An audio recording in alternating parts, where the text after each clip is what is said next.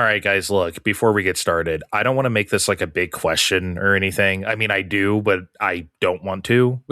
So I'm just going to ask you guys off the top real quick right now. All right. What do you think Epstein was playing on Xbox Live? What was he playing? Was he playing COD?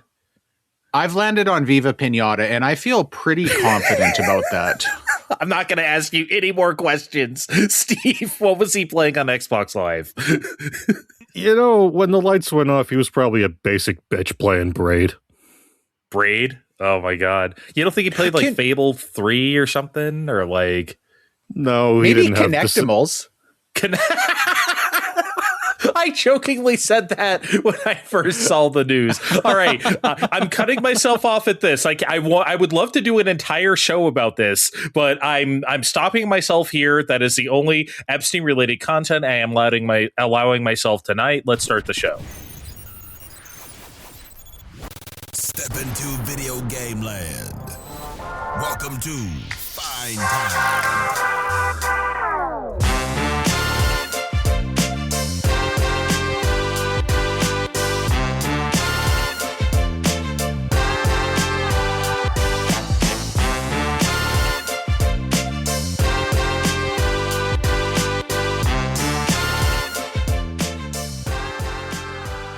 Hello, party people. It's your boy, Dre, and it is also my boy, Steve.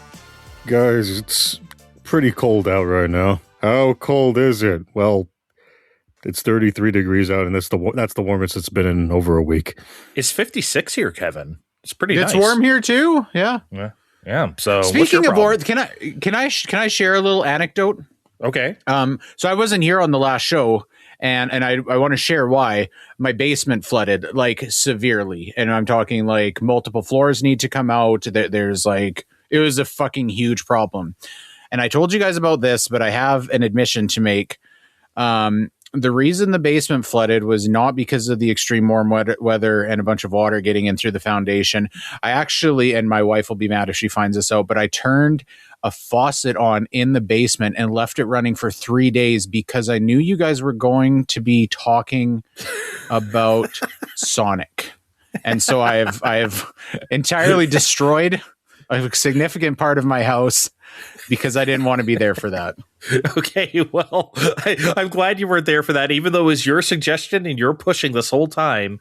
I'm glad you fled the scene. I could read the room before the conversation was going to happen. You guys are making ominous tweets or blue sky posts. Yeah, well, hey, I like Shadow Generations. Okay, I like that part. I'll take it. Okay, I mean that's all you're gonna get out of me. I don't even think Steve would be that generous. I wasn't. Yeah. So, no. I mean, at least I'm nicer than him. I'm actually the Sonic liker around here. I want to like Sonic. Sonic has to prove himself to Steve. I like Sonic. I'll by the end of 2026, maybe I'll find a Sonic that can be nice to Steve. We'll see. It's okay. Maybe someday you guys will just learn how to have fun and enjoy a video game, but it's fine. We don't need to relitigate it today. I already said all I need to say about that fucking good God. Anyway, we're going to talk different video games today that are not Sonic. We all got a little, well, I guess I'll go first. I'm not sure how much I'll have to say about this game, but I played a little thing called Earthion.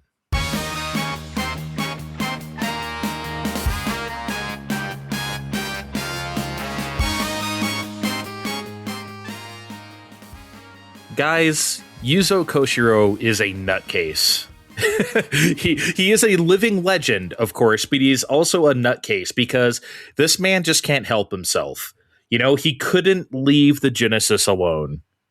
And so a good 30 years after the last game he made for the system, Steve, which I know is Beyond Oasis. Fuck that game. Yeah, neither of us have any love for. And I've tried several times, and I know you've tried at least twice. At least twice. I've tried too, and I've felt the same way. I do not like that game, but hey, we all make mistakes, right? But yeah, a good 30 years after that, he returns with his game studio, Ancient. Ancient is still around, Steve. I had no idea. Oh yeah. Did not know. But yeah, they made a new Genesis game, Earthion, which is a brand new shmup for the system. And when I say Genesis game, I really do mean Genesis. Like, they made this game for Genesis. He didn't make an indie game that's like a Genesis game or one of those, like, souped up indie games, the game you thought you were playing as a kid, that type of shit, which, that's a perspective I don't really like, but that's another show entirely. Yuzo literally sat down at like the Genesis kit or whatever it is. Did they call him that back then? The dev kit, close enough. Yeah.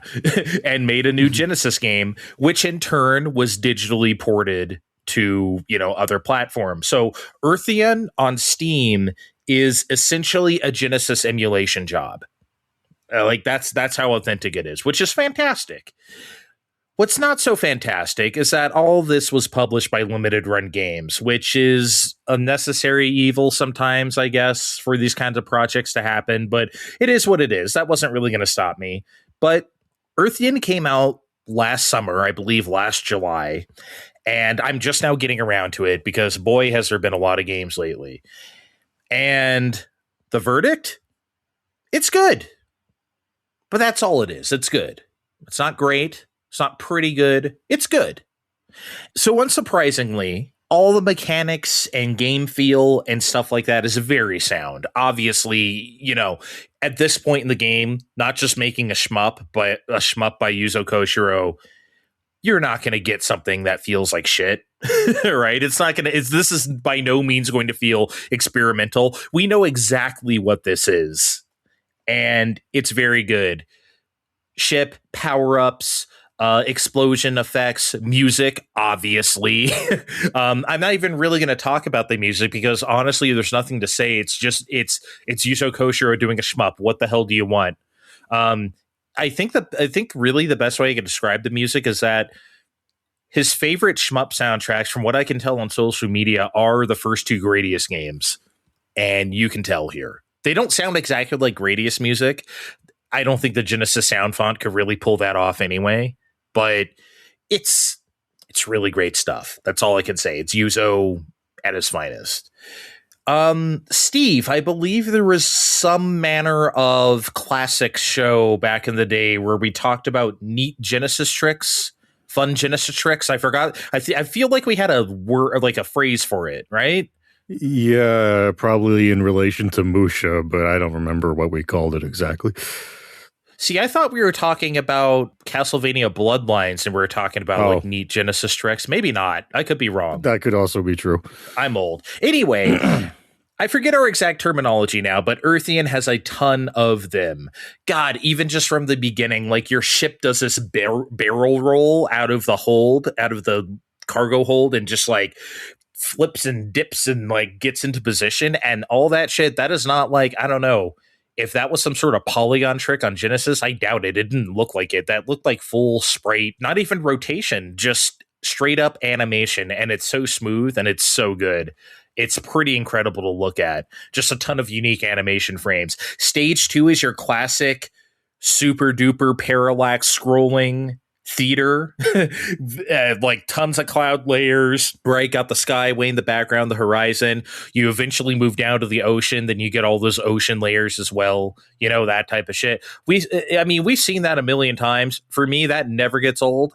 I'll always think that's cool, no matter how many times games do that. It's always nice. And I do remember this terminology, Steve. I believe when we played Pulse Man, we said they had a case of Genesis throat. Yes. Yeah, they definitely have or well, the guy in fucking the Game Freak game based on the Tata Maru, what is it called? Tata Kun something. Yeah, something like that. The Genesis throat and that quickie. The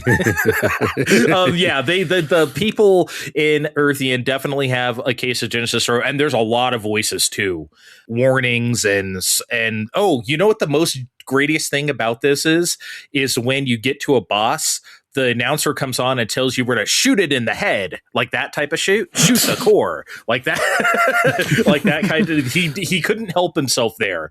That was definitely a Gradius ass touch. Stage 3 in general almost feels like is I don't want to say Gradius tribute. It's not exactly like one, but you're doing really cool stuff. You're shooting out these power pods that look suspiciously like Gradius pickups, and the buildings are falling down. And this is a stage where they introduce like the grenade power up, which is basically like the twin missile from like Gradius 2, where you have the missiles coming up and then down from your ship as well. It's excellent and it's fun. So great gameplay here, great ideas. Obviously, inspirations taken from Gradius and other things, but this is very much its own thing. This is not like a Gradius clone or an R-type clone. But in some weird way, I almost kind of wish it was, Steve. Like, you know how you can usually nail down a type, right? Because you have methodical shmups like I said, R-Type or Gradius. And then you have like the Manic and Bullet Hell type of shit, like Arrow Fighters or Donpachi, right? You have that type of stuff. And all sorts of permutations in between. I don't really understand which one Earthion is. And not that it has to fit neatly into one of those boxes, but sometimes it feels a bit formless because sometimes you're getting barraged with bullets. But then other times it's like, okay, you need to maneuver around these walls and shit. Again, it's not like R-Type where they're really making you do some gymnastics around like moving walls and shit. We played Super R-Type. But yeah.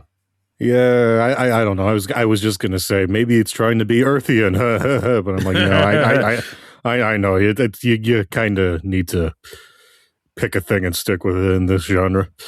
Yeah, I think it works out better that way. This feels a bit all over the place, but I guess that doesn't have to be a really bad thing. But here's the weird thing about Earthion. Here's the thing I can't really understand. It uses a shield system. Because everyone knows how shmups work. You're a one-hit wonder. You get hit, boom, you blow up. There goes your life. That is not the case in Earthion. There's a shield system, almost like a modern cover shooter, where you take hits to your shield and then it regenerates over time if you don't take any more damage. And that's very strange for a shmup, Steve. I won't lie and say that sounds interesting, but I feel like you're about to come in with a but. Well, I don't know that I am, because like it's very hard for me to reconcile this system because, okay, I'll put it this way. I'm definitely not sitting here and saying that I wish the shield system didn't exist, because if it didn't, this game would be impossible. There's too many things that come at you, and there's too many things that you can't see very well. Where if you were just a one-hit wonder like a regular shmup, this game would be impossible. But as you can imagine, Steve, that's the problem, right? Because this shield system sometimes feels like a crutch for kind of sloppy design. I'm not sure. Let me ask this. Do you feel the shield makes this a game Kevin could play? No. I'm sorry, Kevin, but it no, wasn't like lost this on me that every question in this entire segment has been Steve. Yeah, there's a reason why, right? I mean, I know. All right, yeah, okay. I know my co-host strengths by now. No, but like, this is too hard. This would be too hard for Kevin. It's tough. It's a lot. It's a tough game for me too. Like, and it would be for you. It's not an easy game. This doesn't make it trivial. Like, God, I can't remember the name of that treasure shmup at the PS2 launch, but that had like, you had the ship and you could take like 10 hits and shit. It was like impossible to die. And it was just like, forget about it. It's not like that, but it's also not something, you know what a good comp is? You ever played Lords of Thunder Turbo CD?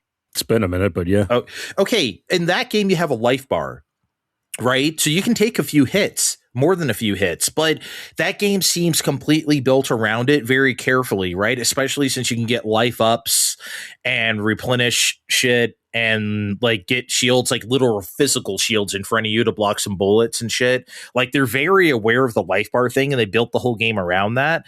I don't feel like the shield thing came into Earthion until like later down the road in development. It doesn't feel like they had this idea from the beginning. And if they did, I don't think they built around it very well. I gotcha.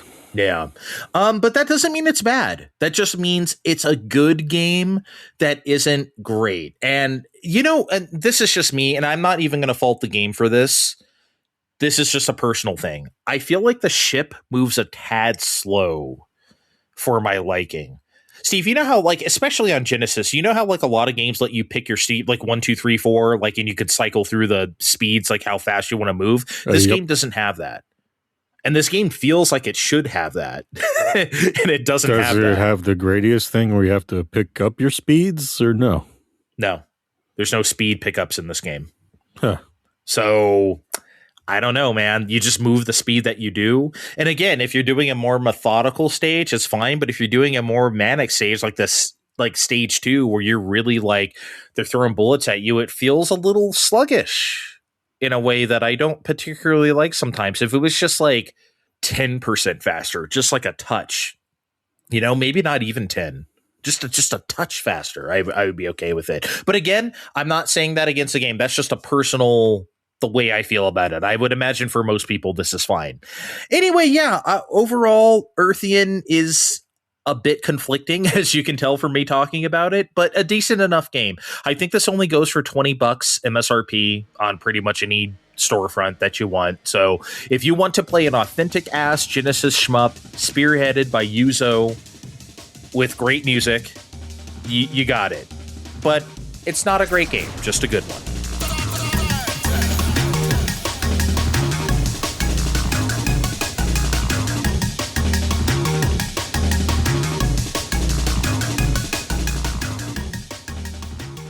All right, guys. This time I don't know how, well, it's basic bitch enough. I played Yoshi's Crafted World, and I'm already feeling the psychic mind melt from Andre. Steve, why didn't you play this in 2019 like a normal person? Car trouble. Whenever something like that happens, where I miss a Nintendo tentpole release that I was looking forward to, the answer is almost certainly car trouble. So, so if someone wants to, start giving me money to my imaginary OnlyFans, maybe I could stop working this shitty job and have more money for video games. Well, if you made that imaginary OnlyFans not so imaginary, I bet you could do just that. But in the meantime, I thought I'd... He's not falling for that bait. I'm not ignoring you. We're just putting that on the maybe pile and moving along. Okay, sure. In the meantime, I thought I'd finally play it ahead of Yoshi and the Mysterious Book instead of, doing what Kevin does and in a few months and saying, hey guys, instead of playing the new game, I'm just going to play the last game that came out and call it content. Just taking shots left and right here today. I should have played Sonic Advance 3 while you played Sonic Shadow Generations. It would have been no skin off my nose. I got it from the library. Who cares? It's only my tax dollars. That's all. But let's start from the tippy top. And guys, the art's untouchable in that fucking game. They promised us a crafted world.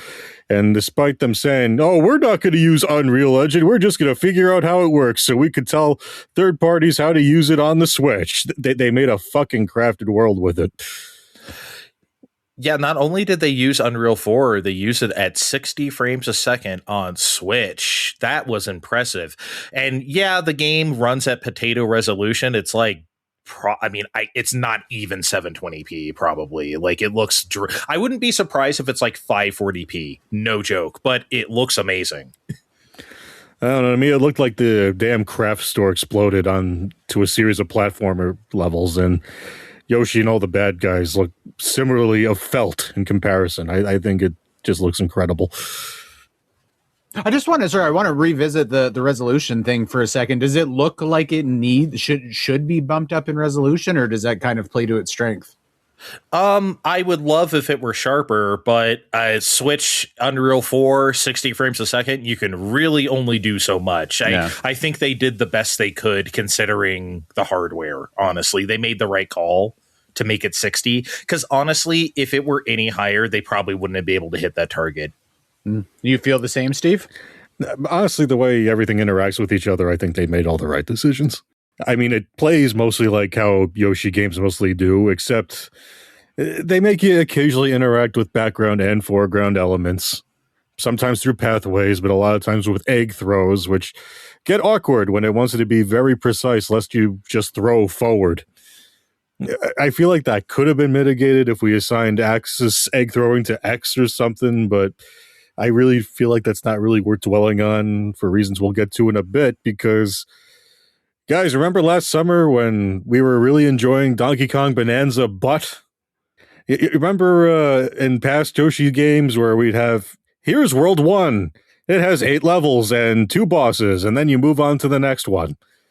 Here we have a bunch of bespoke mini worlds, and each with their own theme. And similarly to these old Yoshi games, you're encouraged to keep your health up and find red coins and flowers for bragging rights. And they pretend to instill a sort of gatekeeping thing, like, oh, you sort of have to try. They have a sort of gatekeeping system with what could be best described as addict robots blocking progress, asking for flowers, like, hey, you got some flowers? You got 15 flowers? I could really use flowers. And then you give them these flowers, and then they're like, oh, great, I feel much better now. And then you get out of your way and you move on. Oh, my God. And the problem with that is that even if you try, even a little, this game is super fucking easy, even for a Yoshi game. If you're trying to find even some stuff along the way, you're going to have enough flowers to progress. And I put this to the test in the saddest way possible, because one of the game's advertised features is being able to play reverse versions of the levels to search for Poochie, you know, the dog mascot introduced way back into Yoshi Island. He's a very good boy, you know. He's got puppies. He fucked apparently along the way. And now he's got babies, and you got to go find the babies. Poochie fucks. I forgot about that. And if you find his babies, you get more flowers. Guys, the game only makes you play one of these levels. Unless you are the most uncurious motherfucker in the world, you do not need to play any more of them to progress through the game. Playing through normal levels, semi-trying to play somewhat okay, just sort of looking for things, will yield you enough flowers to feed the robot addicts to clear the game, and that makes me a little sad. I agree. However, like when I was playing the game, I just wanted to see the next level. I just wanted to see what it looked like. Oh shit, there's ninjas in this house. Yeah. Oh shit, there's flying wiggler. Remember the video from ages ago on Twitter where the flying wiggler, and then I licked his ass with Yoshi, then he got pissed off. Because I thought I was going to swallow him, but it didn't work. It just pissed him off. I mean, it worked in the first one, damn it. Maybe he's just mad because I licked his ass. Like if I had caught him on the head or something, maybe it would have worked. It was a little invasive. Yeah. I have something of a theory of what happened here, and I'm probably somewhat off base, but I'm so mad at these that I'm willing to consider that's what happened. I think Nintendo wanted to make what we're calling friend slop now, and bitched out at the last second. What, like a 2-player co-op experience where you fuck around with Yoshi and friends with a second person? Because from the beginning, oh no, Bowser Jr. and Kamek kidnapped the tree, and then you pick 2 Yoshis of different colors. Of course, I picked dark blue because if you have a choice, who else are you going to adventure with? Me too. And then you pick the colors, and then there's even mellow mode where he gets wings, and I just feel like the whole thing is. And then there's all the stuff where, again, you don't need to, but there are a bunch of ones where it's like, okay, they clearly meant for you to have a second person to get certain stuff. That's a very interesting take because, obviously it was never shown as a 2-player game and then it was scrapped, but I kind of buy it. But if you remember also, this game got delayed by a good 9 months, if you remember. So maybe some of it was cleaning some of that stuff up. Oh, I remember, because one of the alternate colors at Smash Ultimate was crafted Yoshi, and that probably had a lot to do with it. Yeah, and it wasn't out yet, yeah. I'm like, it's good. I had fun, but it ended up feeling fairly shallow in the end, and that made me sad. I'm hoping this book is as interesting as they make it out to be. That looks like even more baby mode to me than this. And like, I think Yoshi's Crafted World is such an exceptional, like, visual style. It's one of my favorite looking games on the system. It's easily my favorite looking Yoshi game. I think it looks better than Woolly World or anything else. Like, I just took in all the graphics, right? So maybe now if I just played it now, I might feel the way you do, where it's like, okay, I saw what it looks like. I'm over that now. I don't know. I'm feeling optimistic about the book thing though, because it felt like they were going for a more Yoshi story thing where we just loop around the book and look for things as opposed to finishing a level. I hope so, because like that, I prefer that. I liked the challenge yourself thing. You can put as much or as little into this game as you want to. And I think that and typically I don't like that, but I think that works for Yoshi. So, yeah, I don't know. I really like Crafted World. I'm glad you at least liked it. It seems to be a game people forget about. And it also seems to be a game people actively dislike, which shocks me. I didn't hate it, but I do see why it slipped through the cracks. I guess so. If we can call, 3.3 million copies slipping through the cracks, but it is Nintendo, I guess, huh? This is the company where we sold something like 4 million Pokemon snaps, and that's a failure. Fine time.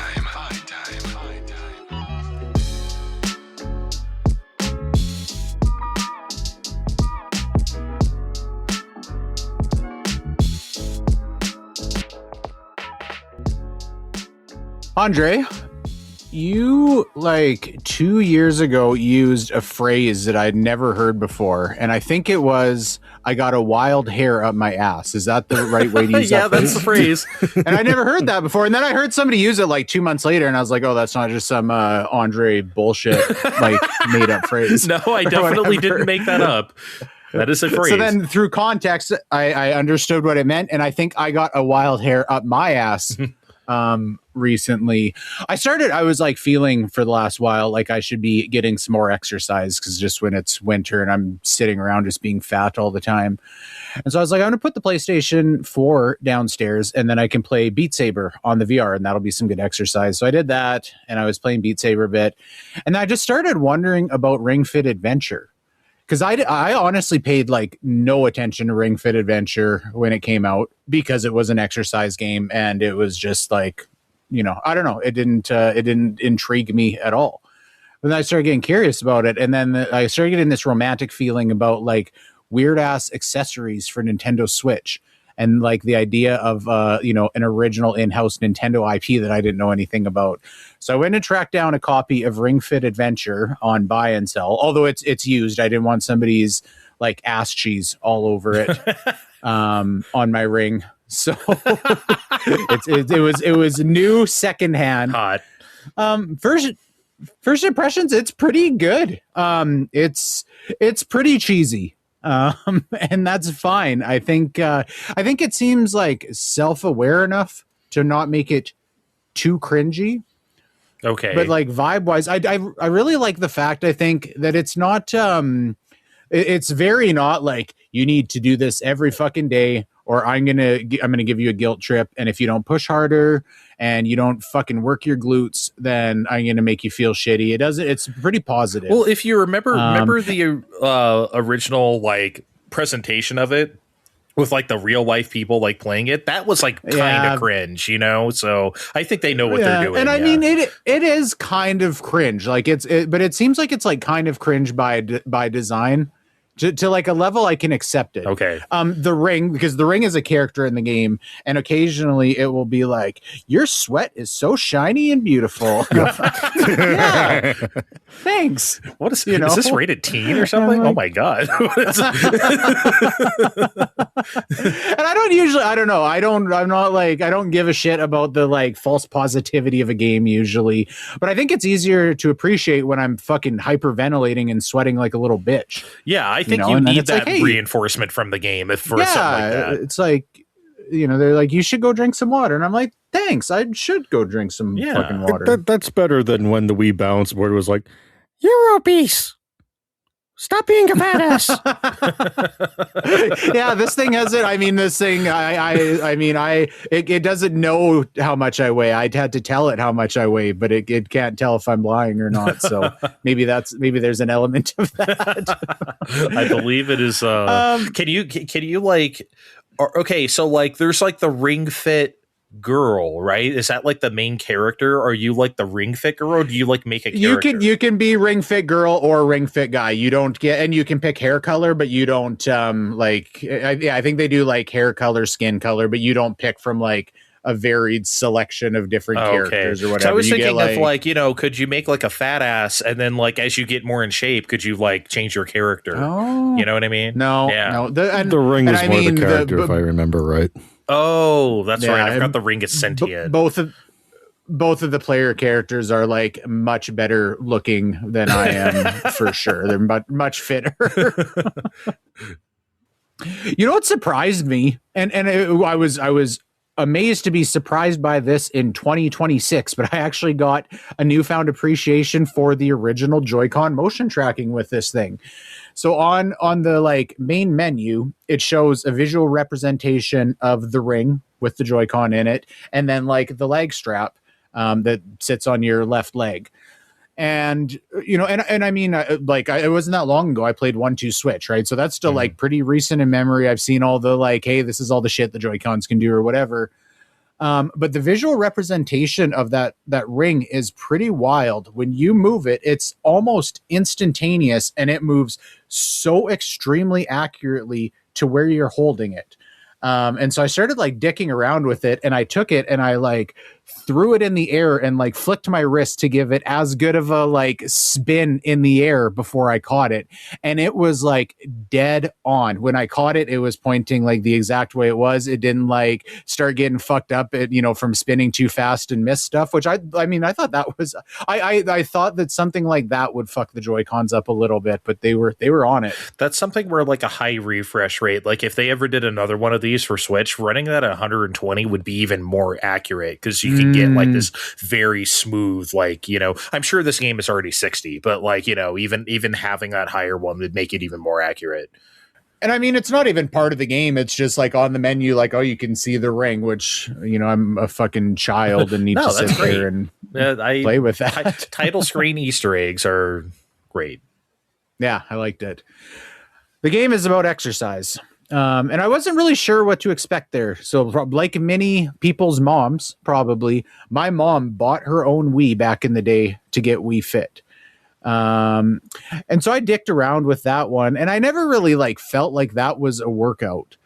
Like there was so much like balance and like, I don't know. It didn't feel like it was, there were obviously there's like a fit element, but that didn't really feel like an exercise focused thing. And I think that kind of colored what I was expecting for this, but I was underprepared. This game does fucking give you a workout. I've played this, I think, for 8 of the last 10 days, and the first 2 or 3 days were pretty rough. I was like struggling, and when I play this, I'm playing this for like half an hour to 40 minutes, maybe, and some days shorter. And of definitely not all of that is like exercise start to go, right? There's time in between, and there's cut scenes, and there's, you fucking at the shop or whatever. So on average, like probably half of that is like actual exercise time. And yeah, the first few days I was feeling a little shitty. And then after that, I felt like I can do this without melting into a puddle. But I haven't turned up the difficulty from like you go through and you do an evaluation of like, here's how much I weigh, here's what my activity level is, here's how hard I can squeeze the thing or whatever. And I've just left it where it's at. And I think that's still plenty to get exercise. I don't. The ring is more substantial than I was expecting. And I think it's about perfect as far as the resistance it provides. Depending on the position, like if I'm just standing with my arms in front of me, I can definitely like squeeze that thing fully together. It doesn't at all feel like it's thinking about snapping. Okay. But if you have like your arms bent over your head, I can't like just squeeze that thing to the sides touching each other. So there's like there's some pretty like elasticity and rigidity in there. And I also didn't realize beforehand, I assumed that was just going to be, and again, I didn't know anything about the game going into it. I thought that it was more going to just be like a resistance band that can track motion because it's got the Joy-Con on it, but it can definitely tell like exactly how much you are squeezing it, even on that same, like on the title screen. If you squeeze it, it's not just like, okay, now I'm going from like a quarter to half to fully squoze. It's completely accurate to how Squozen it is. Thank you for using the proper nomenclature. Of course. Yeah, it's. would you play an edit of Elden Ring called Squozen Ring? I mean, I would probably try it and then get frustrated after a few hours and stop playing it. Okay. As long as you would give it a shot. No, that sounds rad. I just wish, like, obviously Ring Fit Adventure isn't something I'm going to play, but like as like a game, that would be like, to do something like a full ass like video, like that would be better than like Connect or whatever. It would be more accurate. Mm-hmm. It would be like, definitely. Yeah, and I think that was like the perfect accessory to give you like as a full body of a workout as it can, for like a pack-in accessory. This isn't going to get you fucking jacked like a weight bench or something. But there's so many like different ways you can use that ring, and you don't always use the ring. There's exercise where you don't use it too. But it's I feel like it's very well rounded as far as like what they can get you to do with that. So it's more well thought out than I would have just like expected at first glance. What about a WarioWare game with the ring? Oh, that would be great. Right? Like, surprised they didn't try squeezing that out after the sales bump during COVID. Yeah, Ring Fit Adventure took off during the Rona. So, like, I mean, it was already selling pretty good before that, but then it went, through the roof. So, yeah, that'd be a lot of fun. Oh, God. Do you guys remember Nintendo on Twitter kept, like, posting the demon guy from Ring Fit Adventure, like, doing, like, suggestive poses and shit? And, like, they know exactly what they're doing. Mm-hmm. They're going for an audience here. Like, he's wearing the singlet. They play that up during the game for sure. Oh, do they? Okay. They know exactly what they're doing. Okay. I wanted to make sure that was in the game. I'm pretty sure. Yeah. Oh, it's there. Nintendo knows. Mm-hmm. Music was shocking to me. Great music in this game. Some of the slower music during non-exercise times, like, really strikes me as Zelda, like especially like Twilight Princess. It's got a real like Twilight Princess vibe, some of it. Really? And even some of the like sounds and voice sounds too. I just thought that was kind of interesting. A few side notes. Where I do this in the basement, unfortunately, is like a pretty good place, but the ceiling is just low enough, and the fucking ceiling fan is right above like where I'm doing it. So there's been a few times when they want you to lift your arms way up and like fucking bend over forwards or whatever, and I've smoked to the ceiling fan a few times. Whoops. So I might be coming with the story of a broken ceiling fan in a few weeks, possibly. I've hit the tiles while playing a few times. It's okay. Not fun. I forgot you had it. I played it I got when they printed a bunch more during lockdown, and I played it for about the same amount of time Kevin did, but then it's like, hey guys, get back to work, and like, oh, okay. All right. And then I stopped playing because I was sick of swapping the game card back in and out. We could be Ring Fit buddies now. Yeah. I'm not hooking all that shit up to the one of these things and starting again. I'm just playing it on my Switch too. And then I've got my like one pair of Joy-Cons that just stay in the ring, and I pop them on the like a different. I guess I could just hook it up to the Switch One, but yeah. Yeah, then you got to like have the Switch One dock hooked back up. I mean, it's hooked up to my computer, but you think about it. If you wanna, we can have a Ring Fit support group. I think it'd be fun. Yeah, you're not roping me into this though. I will warn you of the major downside, which might turn both of you off of ever playing this again. So when you're doing battles, you attack by doing exercises, and then when you defend, you always do. So you like take the ring, you turn it sideways, you bend your knees a little bit, and you squeeze the ring against your ab. It's called ab guard. right? And so you squeeze it tight, and the harder you squeeze it, the more you can like defend.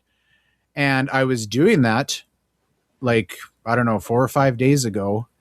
And I guess I just didn't have it in the right position or whatever. And that thing has a lot of tension, like I said, and the side against my stomach slipped down and it fucking smoked me so hard right in the top of the dick.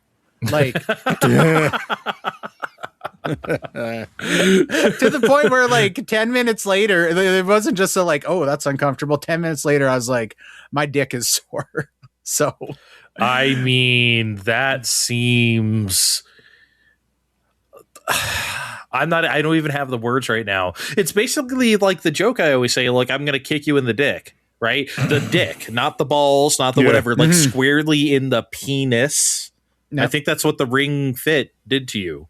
The ring fit. Yeah, I didn't no damage to the sack at all. Squarely penile damage. If I recall, doesn't it tell you, hey, you're squeezing too hard if you're doing... No, not at all. I could have sworn the definite, and it probably is a liability thing because they give you lots of warnings. They're like, if you're getting tired, take a break. Make sure you drink water. Fucking, you should stretch before you do this. At no point was Nintendo like, be careful of where your penis is when you're doing ab guards. I was just looking for a lawsuit. Maybe they should have like you know, they always have like the generic seizure warning and stuff before games now. Like Nintendo does that, or even built into the BIOS. They should just have a mannequin of a guy grabbing his crotch. Yeah, penis. Well, because like, okay, remember like on Wii, they'd have the person swinging their arms around, knocking over a lamp and shit. Just have like one for a dick. Yeah. You know? Well, I mean, and I think so. This has made me nervous. And you unlock exercises as you go. And shortly after that, I unlocked the thigh press. So you sit down on your butt on the floor and you kind of like bend your knees out in front of you and you place the ring in between your knees and then you squeeze your thighs together and try and hold them. And you just did that willingly? I mean, but I like, because it shows a picture and the guy's like got his hands behind his back, like leaning on the floor. And I'm like, no, I'm not fucking falling for that. So I've always got one hand ready to snatch the ring in case it goes rogue, because especially at that angle coming from the side, it could, in case it goes rogue. I think that fucking thing could draw blood. Blood from the dick. So maybe. I mean, did you happened before? Okay, I gotta ask. Did you, after it smoked your dick, did you like take your dick out and look? Did you like have to like? Did you? No, I should have though. That would have been better podcast content for one. It wasn't like to the point where I was like, I think I'm gonna have a bruised dick for multiple days, but it was, you know. Well, it was a semi-serious injury. I'm satisfied. I think I got what I wanted from this segment. I'm good. You got anything on Ring Fit Adventure or you good? I think, yeah, I'll keep you posted if there's any more penile damage. I'll report back. All right. Well, this will be like fucking Silk Song was last year, except for every show it'll just be me whining about hitting myself in the crotch with a ring. Hey, you know, shit happens, you know, rings happen. Well, you've been working out, you're sweaty. Steve said he's cold over there. It's a nice neutral temperature here, but I'm willing to get in the shower if you guys are. Kevin sounds like he needs it especially. Okay. I think since my arms are getting so jacked from Ring Fit, I can't really like reach a certain point on my back. If somebody would like to describe it. I'll help you out. Let's get in. I'll help you. This is your mind on fire.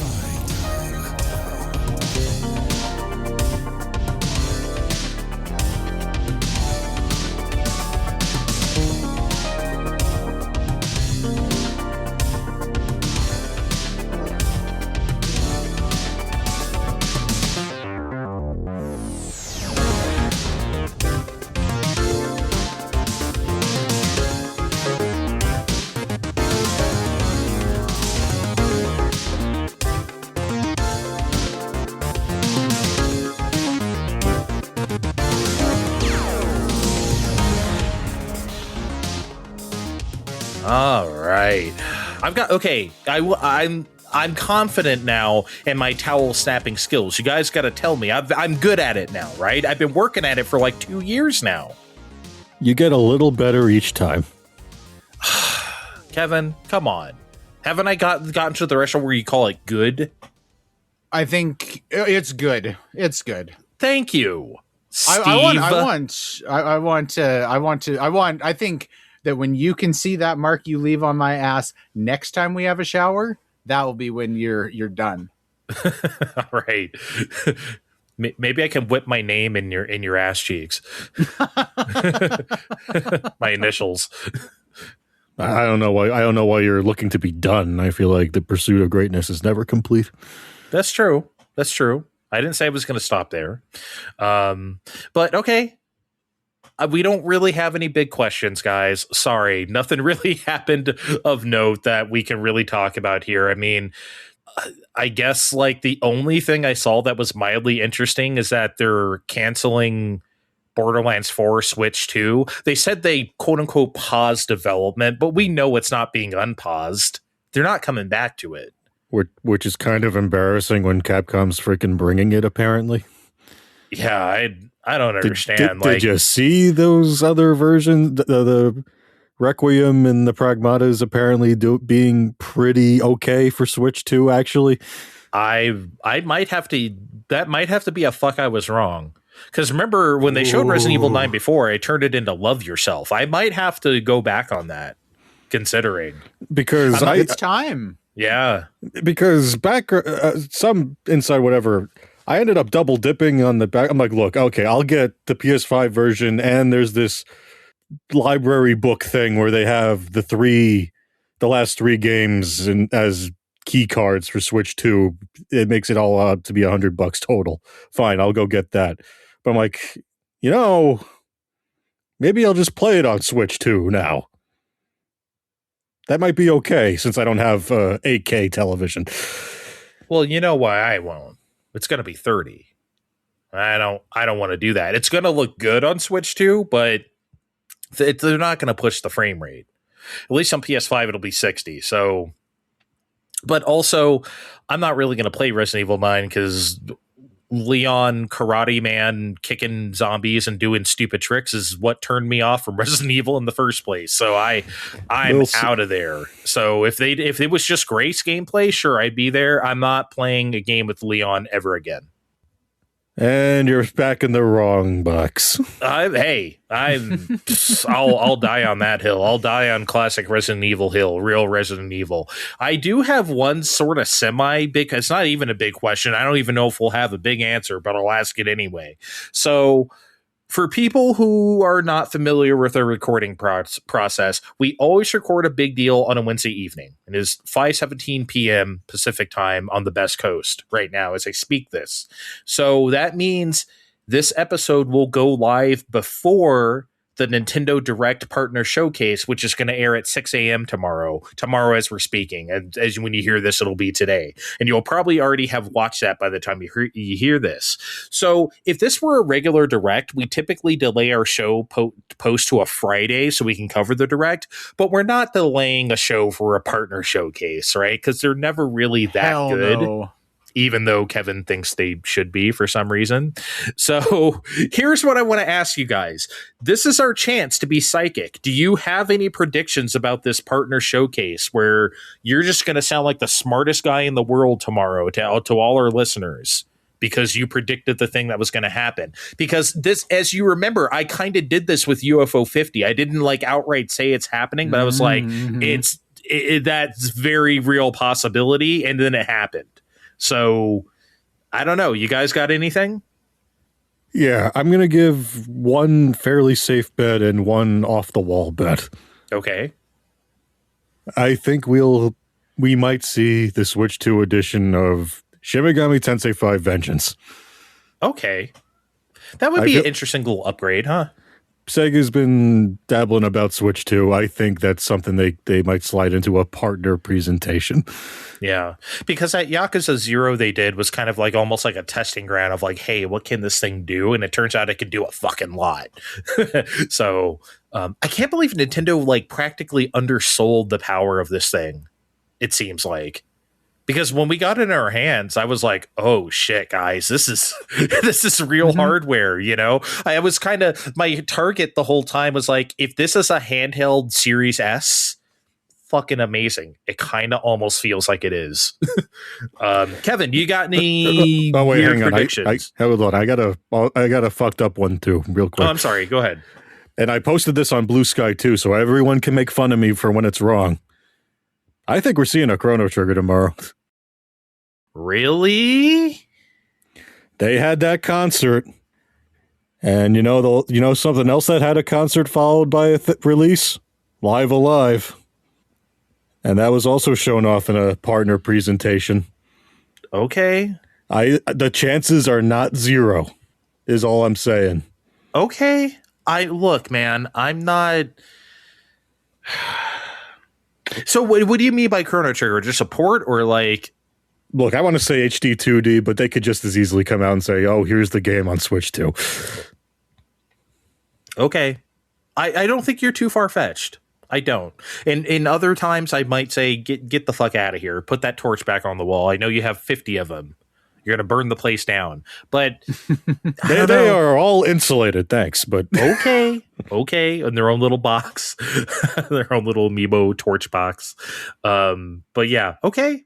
I hear you. Kevin, you got any like wild predictions or no? I don't have any fucking crazy shit like that. But it is funny that Steve brought up HD 2D because I think I want to see the Adventures of Elliot again. I think there's a very good chance of that happening. Oh, yeah. Yeah, you know, it's funny because the only other thing I was thinking was also Squeenix, which was, I think we're absolutely seeing Rebirth on Switch too. I think for sure. Do you think so? Yes. I think it's time. The remake just came out. You don't think it's a little soon? No, I don't think it's soon. I think we're seeing it tomorrow. Crazy. Yeah. I think I can't see it. If you want something super safe, of course they're going to remind us, hey, Dragon Quest VII is out basically right now. Like, I mean, maybe they'll do that, but that's not really an exciting, that's kind of expected. Yeah, I don't know. I think it's Rebirth. I thought you guys would be like, yeah, no shit. I didn't think you would think that's radical. I think just because it just came out so recent. I don't know, man. Okay, maybe which I'm is wrong, why they'll probably do it because they need to start making that money back and drumming up hype. Yeah, I don't know. I think like, especially since like, well, see, no, I was gonna say they would reveal the name of Game 3, but that's on a state of play. That's not for Nintendo. That's for Sony. That will be a Sony. Sure, that's for Sony. Yeah, that's for fucking Sony. All right, yeah, I don't have any wild ass predictions. I've kind of forgot about Elliot, which we all enjoyed. Yeah, I'm looking forward to that being a thing soon. God, I got to get back on Octopath 2 or Octopath 0. Jesus Christ. It's so good. Anyway, yeah, I didn't think this. Okay, thank you everybody for your Square Enix predictions for Partner Showcase. Fine time. I want to ask you guys a question for posterity. I want to, years from now, hopefully remember we had this discussion and dig up a clip of this to see. Okay. Because obviously it is very, very fucking early, but I think that's why I want to know. Do you guys think at this point the next Nintendo console will be another Switch? No. I don't think so. I think they're going to do what I kind of halfway thought they might do with Switch, where they will make a new home console, traditional home console, and Switch 2 will transition into their handheld console for years to come. Like and so the new home console will have no portable element, no streaming bullshit, nothing. No. I mean, yeah, sure, streaming bullshit, because why not? There's literally no reason not to have like a Nintendo Portal or whatever they call it if they want to. Yeah. I mean, I don't know. I feel like Nintendo of any company would be the most like, if it's not like dead ass perfect, absolutely seamless, we're not doing it. But don't you think, like, okay, I get that they like they've been focused on Switches has proven to be a winning concept, but like surely over the last 10 years they have been poking around like, hey, if we were to make a new traditional home console, it would probably look like this and have the power of that. Right? Like surely that has to be something that they think about. No, I am leaning towards also it not being a Switch. I don't know what that looks like necessarily. I have a hard time seeing it being like, we're just going to like, you can fucking stream it to your phone on the internet.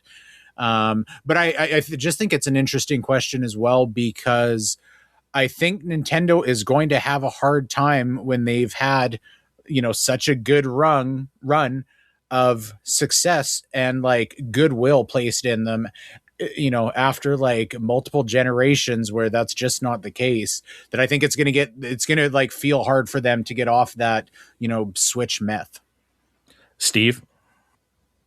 I keep telling you people, Nintendo makes all of their bank selling the portables.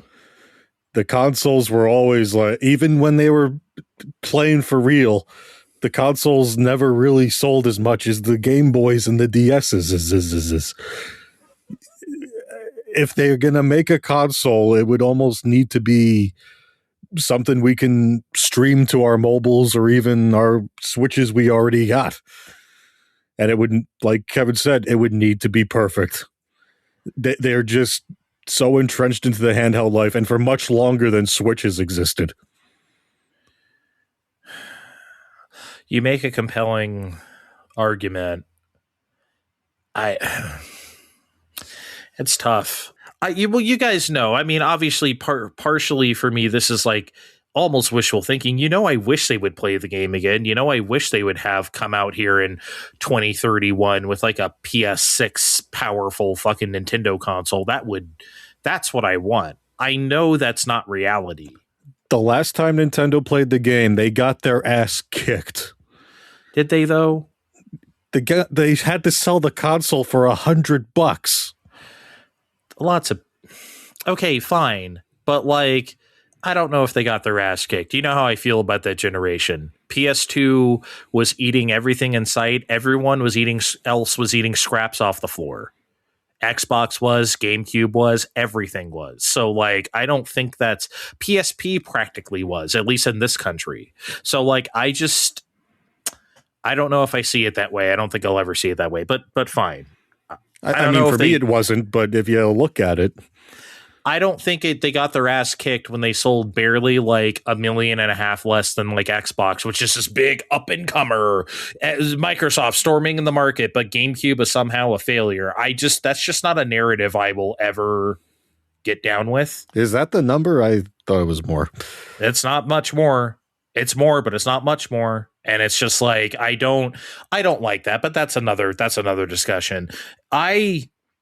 Here's the thing. I think if they did it, they could be very successful at it. I don't see why Nintendo couldn't re-enter that type of market again and sell 130 million Nintendo, whatever the fuck it's called, if they make a home console. You don't think they can beat Sony at that game too? Because I think they absolutely can.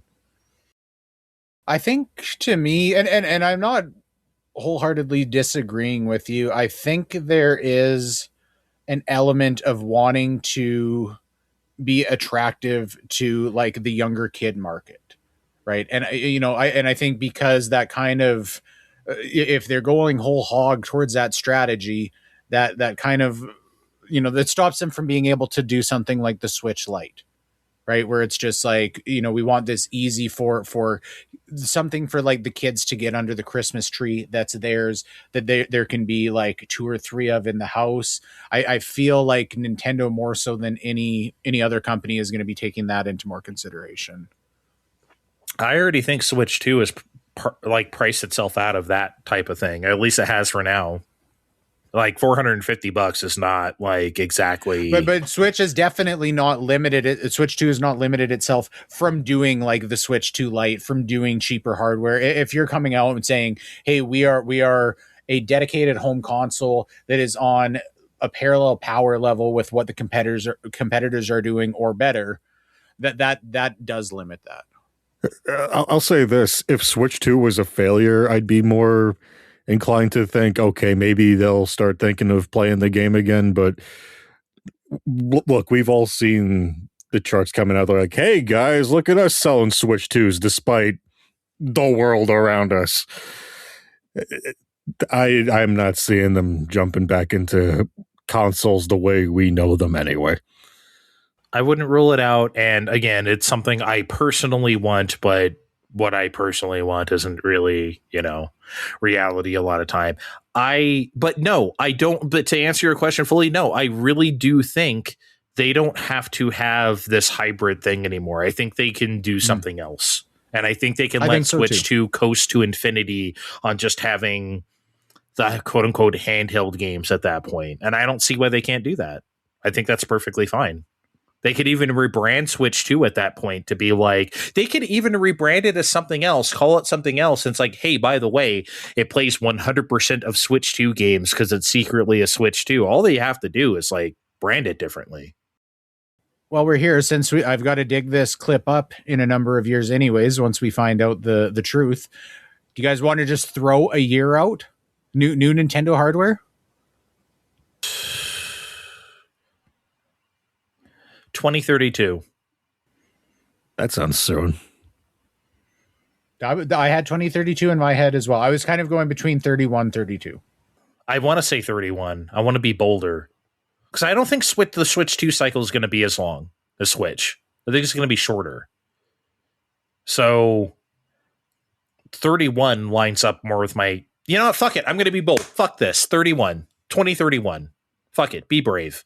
What makes me feel like not is just I think they probably feel emboldened by seeing like what happens when they actually like properly support the console into its later years, right? Switch was not fucking dead by the time Switch 2 came out at all. Nope. Yeah, I'm looking at the world around me and everyone else having a rough time, and I'm going to say 2034 for new hardware. Whoa. Ooh, damn. That makes me fucking sad. I hope you're wrong. I hope he's wrong too. You think I was happy to wait this long for Switch 2, but that's what it kind of feels like right now, Kevin. 9 years feels like an eternity. Mm-hmm. I could be pregnant by then. Wait, what? My kids are going to be adults, both of them, in 9 years. Yeah, your kids are going to be, Jesus Christ. Can you imagine? I don't... Okay, now this is starting to freak me out, okay? I'm thinking too much about the future. I think we should... Seriously, let's play the games we got.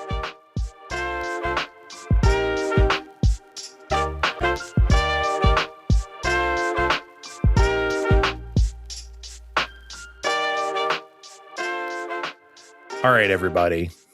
This is something I've been wanting to do for a while. I've been thinking about it for a while. So I don't remember, was it last summer, guys, when we did top 10 consoles of all time? We had to agree on them. Top 10 consoles as a consensus, and we made some picks that I still feel are regrettable.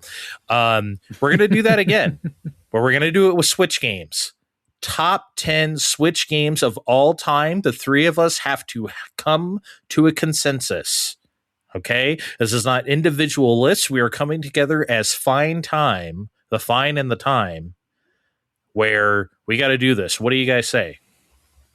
None of us fucking like each other, which makes it extremely difficult. Well, I think that makes for better radio, Steve. I mean, it would if Kevin didn't fucking lie all the time. Geez. Good God. All right. Can we save it for the top 10? Okay, so I guess we can start wherever we want. How about this? Because I know last time we did a whole bunch of obvious consoles, GameCube and Dreamcast up front, right? I don't want to do that this time. This time I want to go round robin. Let's take turns, okay? Even if they're obvious ones, let's just say a game, and then we could say yes, maybe, or absolutely not. And I have a maybe pile here that I'll keep track of. I am writing this down on a piece of paper, like it's 1964 or something. I'm sure that's what they did back then. So I'm writing a list here. Come on, they had to have done it at least as recently as 1999. Maybe when the year that was the real Y2K. Maybe in the States. Okay, you guys threw away your pens and pencils in like 2009. You're a little behind us. Okay, Steve, what's one of yours? Let's just start. Actually, here, wait, no, I have music. I feel like we need music, right? Top 10 Switch games.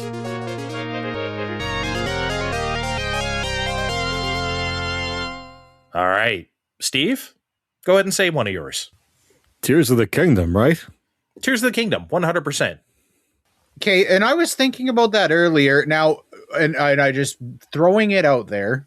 Do we all feel like it would be appropriate to go Breath of the Wild / Tears of the Kingdom in one slot? I fully realize these are two separate and distinct games. I feel like it's hard to like reconcile taking up two slots with both games. Not that they don't both deserve to be there. I am okay. I will definitely talk about Breath of the Wild, but that's like a maybe for me. Tears of the King. Here's the thing. We should take up two slots. If we eventually feel like Breath of the Wild and Tears of the Kingdom both deserve to be here, that's a slot and a slot. Two slots, in my opinion. Fucking gotta play by the rules every goddamn time with you. Yes, we have to. I'm okay with taking up two slots with little Zelda games, but I want to talk about Breath of the Wild. Tears of the Kingdom is a lock for me, though, Kevin. Man, yeah. I think given that, I would lean towards both deserve a slot on the list. I like if we're getting already into like talking about the merits between the two, objectively, Tears of the Kingdom is a better game. I have a hard time not just like subjectively putting how I feel about Breath of the Wild above it. That being said, okay. I hear you, and I'm willing to talk about Breath of the Wild, and you probably wouldn't have to do a ton of convincing for me. I'm not going to be a hard ass about it, but should we lock in Tears of the Kingdom right now? I think we should do it. Okay, yes. We're locking it in. Wasn't expecting a fight on that one. Jesus Christ. No, I don't think there was. I don't think there was a fight on it. Hey, we gotta talk it out. What can we say? Okay. Tears of the Kingdom locked in. Guys, please, Super Mario Odyssey. It's the best game of the 2010s. All right? We're locking it in. Lock it in. Okay. So to me, those are like the only like absolute stone cold. Those games have to be there. Oh, in my opinion. I'm willing to talk about the rest, but I would fight you guys tooth and fucking nail if these weren't here, obviously, and I didn't think I'd get much resistance. So, all right. Steve, why don't you say one of yours? Doesn't Kevin need to pick one? Yeah. Oh, what? Oh, wait. 3 people here this week. I'm sorry. I forgot. I thought I went to you, I noticed Kevin, you first. Forgot, and it hurt my fucking feelings. Okay, geez. Okay, I'll let you say 2. Why don't you just say one of yours right now? Okay, I'll say one. God. I want to start with one that I feel like I am going to have to bicker about, but this is the outlier that I feel like I feel insistent this deserves to be here. Prime Remastered. I can't. No. Really? I can't. Yeah. Man, I feel like not just based on the merits of the original game, but how solid the remaster itself was. I truly feel like it deserves a spot on the list. I can't do top 10, Kevin. I can't. like Steve? I can't do top 10 either, because if we want to go to my next choice, Metroid fucking Dread. Oh, Metroid Dread. Absolute lock. Dread deserves a spot. That, which would have been my number 3 non-negotiable choice after those 2 Andre said were non-negotiable. Okay, we're locking in Come the Metroid fuck Dread. on. Lock it in. Lock it in.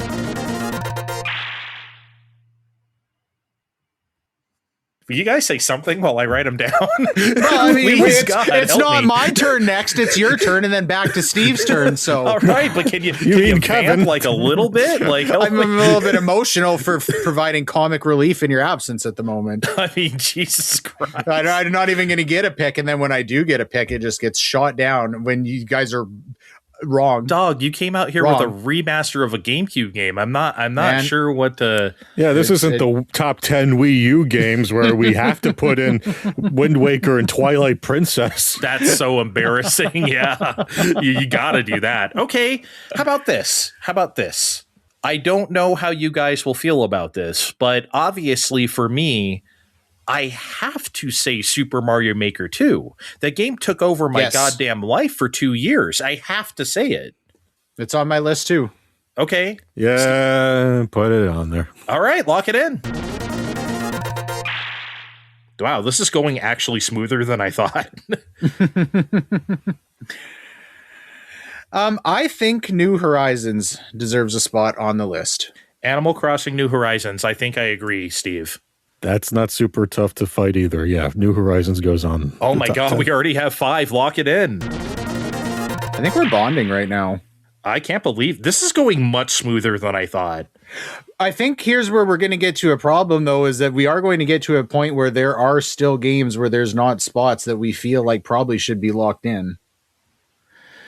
Yeah. See, Okay, now here we have go. to be careful. Time for me to start some shit.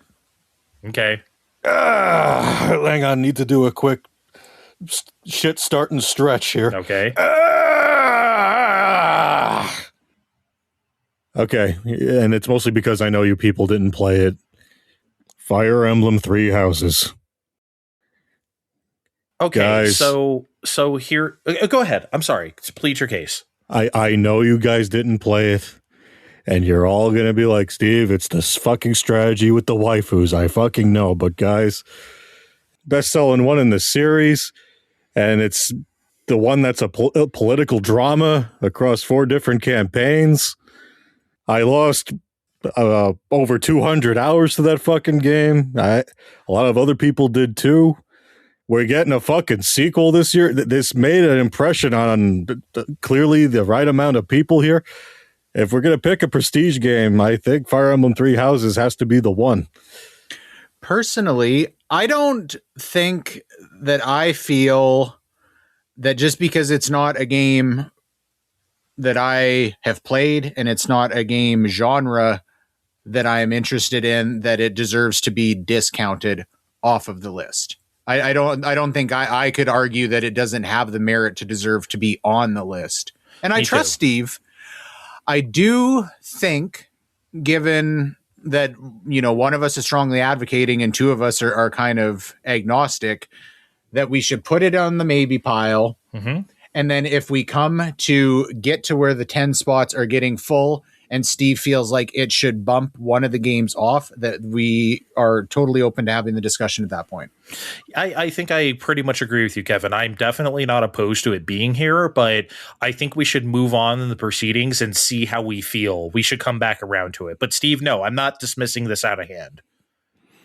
That's all I'm asking for the time being. All right. So it's in the maybe pile. I don't have a maybe sound, sorry, but I put it in the maybe pile. What do you mean you don't have a maybe sound? I don't have one. I'm quitting. I'm quitting. What's a fine time for healing up to? Oh my God. Okay, fine. Jesus Christ.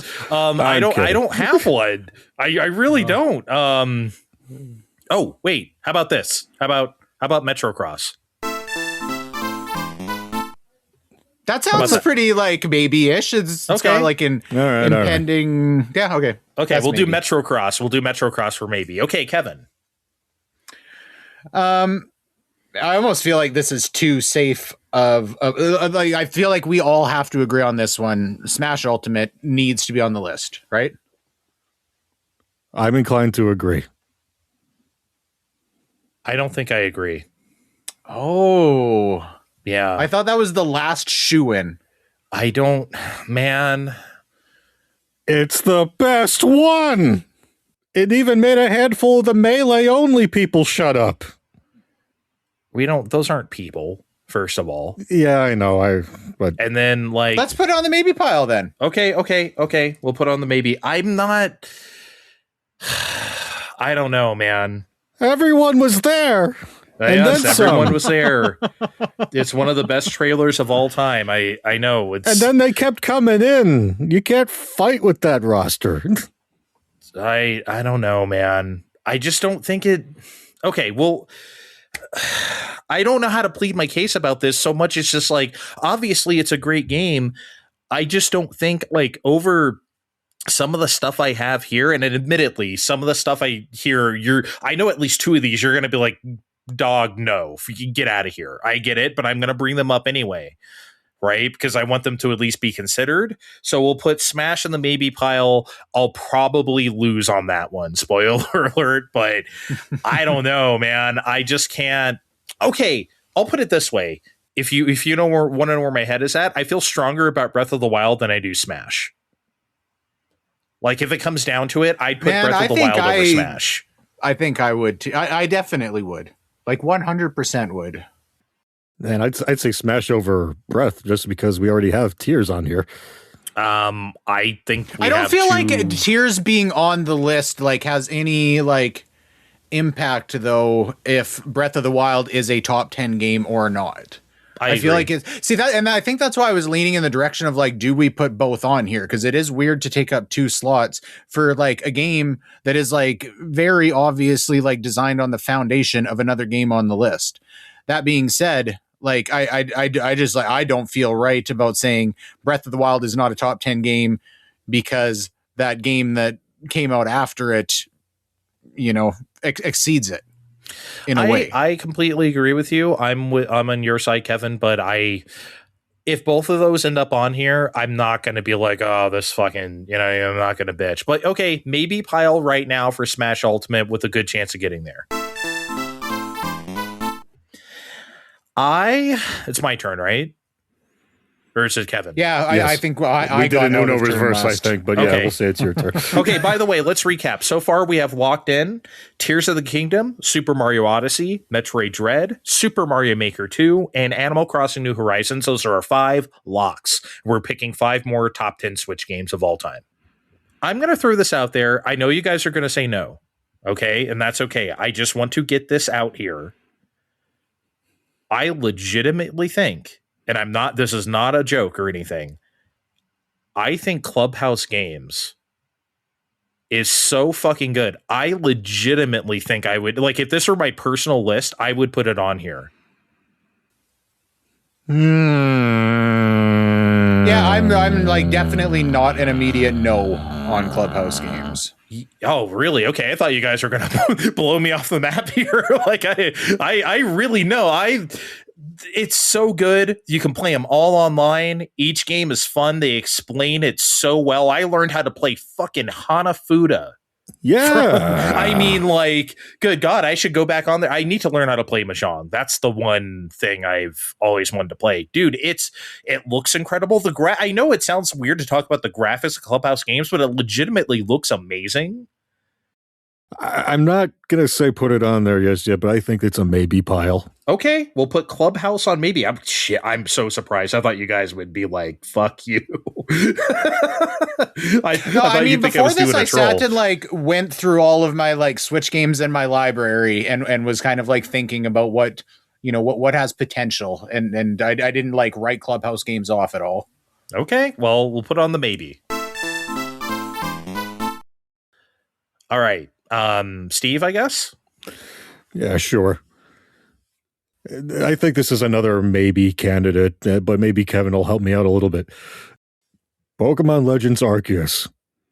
Did we not have a good time fucking around through the wilderness looking to fill our little logbook of whatevers and almost getting ate by a bear? I mean, Snorlax or what? I really liked that game. I had a great time with that game. And I think we had like a glowing discussion about it when we talked about it. Do I think, like, personally, I don't know. And I mean, I'm totally fine with putting it in the maybe pile. I don't know that I would advocate for it over anything else in the maybe pile yet. I think I would feel totally comfortable with Fire Emblem that I haven't played and am not interested in taking a slot over Pokemon. So I don't feel strongly against it, but I don't feel that I know I would like slot it into the top 10 myself. I'm not putting in any other Pokemon games in here. I mean, not even New Snap, because when I didn't finish it yet, but it's got a handful of other problems. Well, maybe I would, but I can't fight you. I can't convince you people of that very easily. Secondly, this would be if I'm picking any one Pokemon game, this would be it, because it's been riddled with problems otherwise. ZA is definitely more of a Switch 2 game, even though was made for Switch 1 first. I wouldn't even consider ZA. You know me, I'm completely out of this loop, so it's going to have to be between you two. And if Kevin doesn't feel that strongly about it, and I think I agree with him, I feel much more stronger about Three Houses or even like Smash or anything else in the maybe pile over this. So I don't see it making it. If I could put it there, but I don't see Arceus happening. Personally, I'm mostly just saying this did not get nailed to the cross by the Poke fans. Okay, let's just. All right, well then let's just leave it out then. Well, let's put it on the maybe pile. Come on. Okay, Jesus Christ, yeah, fine, maybe. There's no harm on the maybe pile. Okay. Okay. I think my next pick. I think for me, I'm envisioning it probably floating in the middle of the current maybe pile, but I think it definitely deserves to be discussed. I'm going to say Splatoon 2. Oh no, that should be on the list. That's top 10. I'm convinced. Okay. Yeah, Steve. And more okay, than I guess, three. Actually, yes. See, that's what. I was going to say is for me, Splatoon 2 more than 3 for sure. 100%. Me too. Okay, you're gonna have to fight me on that one a little bit. Why more than 3?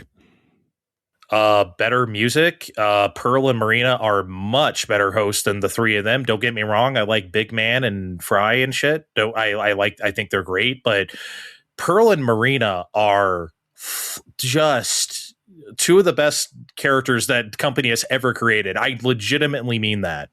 Well, yeah, that's why they're in side order in the third game. I just think the stages pop off better. Again, the music is way better in Splatoon 2. I don't know. I just feel like the best one is the one we're currently playing. I don't think so. I like Splatoon 3 a lot. I think I agree with everything Andre said. I think I also, and again, this is, it's hard to not bring subjective opinion into this. When I think about the time that Switch 2 came out, as it pertains to relevance in the Switch's life cycle, I think that was such a needed and perfect game when it came out. And as I've said, and I have nothing personally against Splatoon 3 at all. I think Splatoon 3 is great. I still maintain I never really felt the need for a second Splatoon that generation. And so I think personally that dampens it a little bit for me. And I'm not saying that's something that you guys should take into consideration. Obviously, you don't feel that way. But I think based on kind of, as Andre said, vibes, Splatoon 2 exceeds Splatoon 3. Better stages. By a fair ways to me. Yeah, I think I love the weapons and specials more in Splatoon 2 as well. I don't think the special moves and stuff are as good in 3. That doesn't mean they're bad. Again, this doesn't mean they're bad. We get it. You hate the Reef Slider. We all hate the Reef Slider. But okay, yes, we all hate Reef Slider, but just Reef Slider. In general, I fucking Reef Slider, incorrigible Reef Slider slut. I think I don't know, man. I'm with Kevin. I think I said it all already. I think Splatoon 2 is better. The only thing I think is better in Splatoon 3 is the single player shit, which is incredible. That shit's amazing. But everything else is better in Splatoon 2. Again, though, Splatoon 3, great game. All right, have your Splatoon 2. You don't sound very happy about this. I just told you, you guys are sounding like the Splatoon 1 likers over there. Well, that was the best one. No way. No way. Splatoon 3 is way better than the first one. I don't think I think all of the arguments that Andre and I posed are significantly exceed. We should pick the one we've most recently played. The problem with Splatoon is that it's a live service game. Once you make a new one, we're not going back to the other one. I know, but okay, but if we're sitting having this discussion in 30 years, being okay, which was better, Splatoon 2 or Splatoon 3? Like, that's out the window. This is the best Switch games of all time, not the best Switch games like as they would be if we tried to play them right now. I agree. I think I don't factor that in as much as Kevin, but I do factor it. What I want to ask, like, Steve, do you feel strongly that a Splatoon deserves to be in the top 10? Yes. And okay, follow up, like, I guess similar to, and I would not argue for this. Do you think Splatoon 2 and Splatoon 3 both would deserve to be in the top 10 then? No. Okay. But I'm not gonna weasel word it like you would say. Well, maybe they both should have a slot together. No, just give it to Splatoon 2. More people played that. It's fine. We're locking in Splatoon 2. Weasel word. I know, right? God damn. This man writes for Wikipedia or something, calling you a weasel word. Okay. I don't think you guys are going to go for this, but I'll throw it out there anyway. I personally would include Mario and Rabbids Kingdom Battle. I think that game is exceptionally good. I think it is so good. And like, I mean, the music, it's Grant Kirkhope's best music ever, which is saying a lot. Like, gameplay wise, you know, you thought it'd just be XCOM for kids, and it kind of is, but the movement options in that game, the way you can finagle your way in out of situations and into situations, like, oh shit, I'm losing. Oh my God, wait a second. If I do this and this and this, holy shit. I think that game is great. Really great. Actually, like, underrated great. I think it's like one of the more underrated Switch games that there is. And I would put it on there. I'm looking at your guys' faces. I don't think you're going to agree with me, but I liked it a bunch. You know me. I'm the strategy person. It's on my maybe pile, but I don't know. I don't think it's a top 10er. Okay. I did try playing that for a while. I didn't get into it. I think I feel the same, that I wouldn't discount. I wouldn't feel right about being like, I'm going to discount that because I don't think it is for me. That being said, personally, I think I would be much easier sold that Three Houses deserves a slot on the list than Kingdom Battle. Oh, man. If we're coming down to that, then I don't think Kingdom Battle stands a chance. I shouldn't even put it on the maybe pile, quite honestly. I'm sorry, I want to be supportive. Play Cosmic Battle, and I think that's a lot better. I've heard people say that's a lot better than that, even though no one bought it. I mean, I don't know, dude. Okay, fine. I'll leave it off. I just had to put it out there that how much I think that game is fucking excellent. I wish we had a show when that game was first leaked, because it'd be like, what the Mario and what are people talking about? Is this real? You know, like, that shit was crazy. But here we are. Okay, I'll leave it off. I'm not gonna like maybe pile it. I just thought I'd put it out bad. there. I feel guilty okay. now. I always thought that was a long shot, although quite honestly, I thought Clubhouse was the longer shot. But okay, we'll leave it alone. I think we're back to Steve. Yeah, I'm gonna throw a softer game, almost literally, onto the thing. Even though it took until Switch 2 until we saw its full potential, Kirby and the Forgotten Land. Oh yes, 100%. That's on the I list. mean, we saw Star Allies, and I'm a Star Allies defender because, man, look at all these friends doing shit. But I know that wasn't for everybody. But I don't like that game very much. I liked it okay, but this was, we're going to do Kirby levels in 3D, and it was great. What a great fucking time. Incredible. Absolutely a top 10 for me. Kevin? I really liked that game a lot. My intuition is to say that I personally feel like many of the games on the maybe pile deserve it more than that. I don't think however, so. I think I'm also acknowledging, I think if it goes on the maybe pile, it's going to, I'm never going to like, yeah, I am comfortable with it going in the top 10 now. I'll put it that way. We'll lock it in then. So what do we have on? Are we 7 slots and we only have 3 left? This is stressful. Yeah, it is, isn't it? I feel like I'm like killing my own children. I know, it's tough. Okay, so here's what we got so far. We have 7. We have Tears of the Kingdom, Super Mario Odyssey, Metroid Dread, Super Mario Maker 2, Animal Crossing New Horizons, Splatoon 2, and Kirby and the Forgotten Land. So at least 3 more slots. Kevin, go ahead, and if you have something you want to advocate for right now, go for it. I will start out by saying the last game that I think I would have even, and I don't think this has, and I don't, I think I'll just leave it there because I think there are definitely games in the maybe pile that deserve it more than that. I was going to say Snipper Clips, and I don't even know if you guys have played Snipper Clips. I have not played Snipper Clips, no.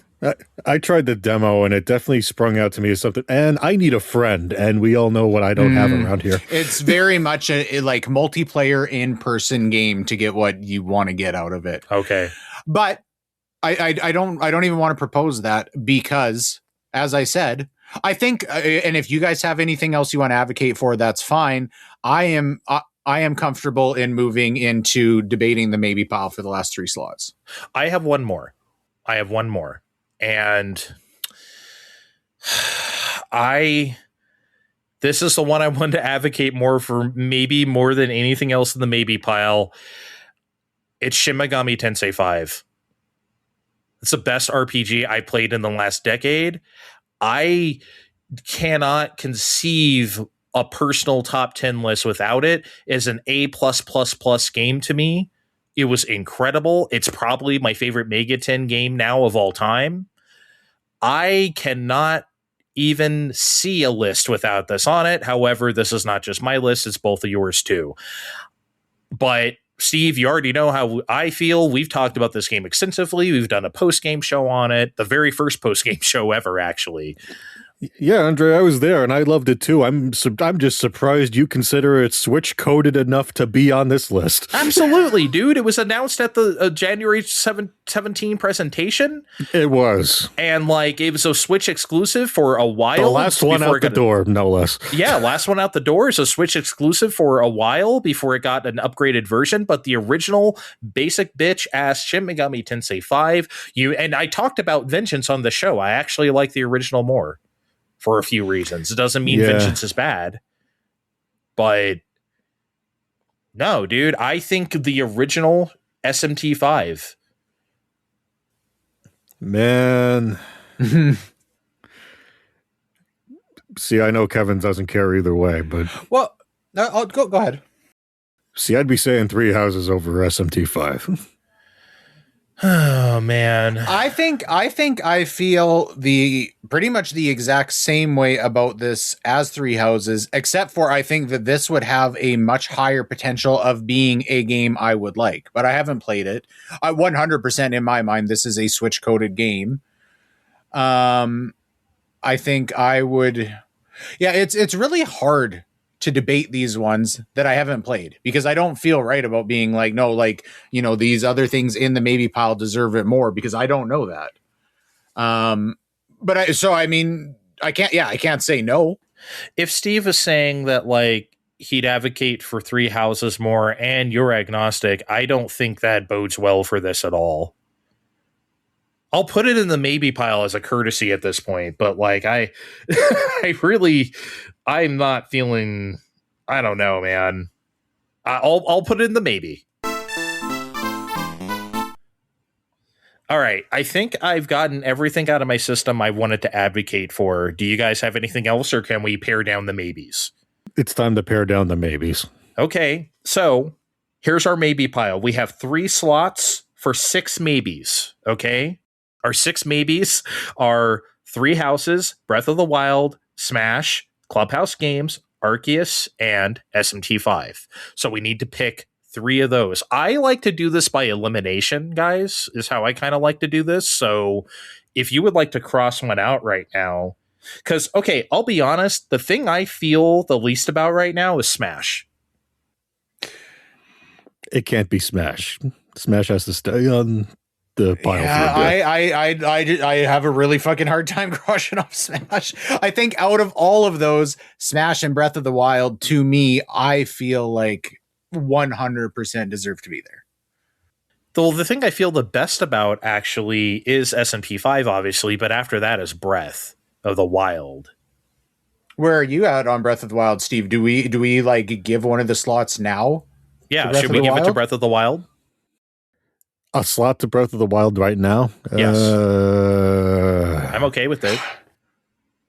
I mean, I think you're a sick man for even having to think about that, but I had to think about it too. it's a Wii U game, guys. Remember? Oh, shut up. Fuck off. March 3rd, 2017. Are we locking it in or not? Come on. Oh, fine, you sick fucks. Put it in. I am genuinely surprised that you are resistant to that. I would not have expected that. There's just a lot of good games on this system, guys. All right. Breath is in. Okay. I feel like I'm losing the battle on Smash here, and I don't know, man. I just don't think like... What's wrong with Smash? You keep saying not Smash. Why not Smash?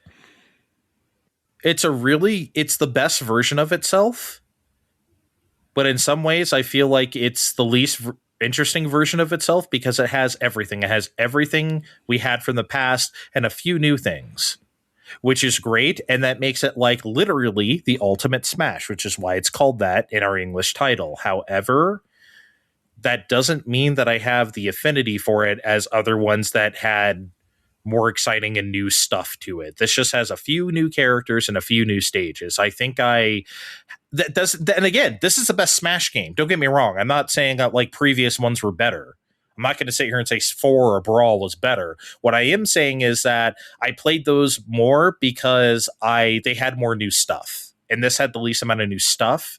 So therefore, like I played it less than those. Again, though, it is the best Smash game. I'm not saying that it's not. But I don't think that's what this list is in spirit.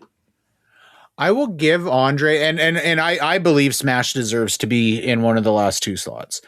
I will give Andre that despite feeling like it should be there by nature, and despite being incredibly feature rich, as we've established, by nature it is a more surface level experience because of what it is, compared to pretty much everything else on the list. Mm-hmm. Steve disagrees.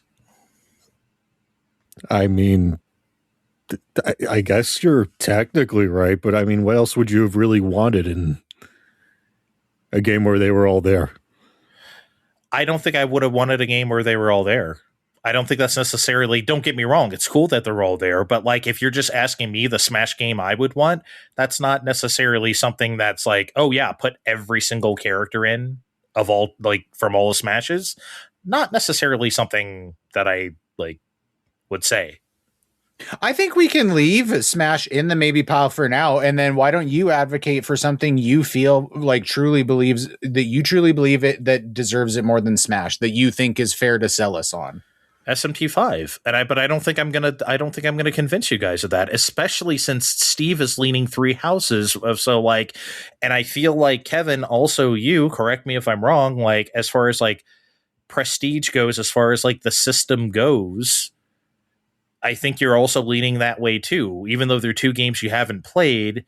Am I right? Like, wouldn't you choose 3 houses over SMP5? You know what? I think you are right, and I think I would like. I think if I had the time and tried SMT5, there's a reasonable chance that I would really enjoy it. I don't think I would enjoy Fire Emblem if I tried to play it, but yes, like deep down, do I assume that Fire Emblem deserves a slot more than SMT5?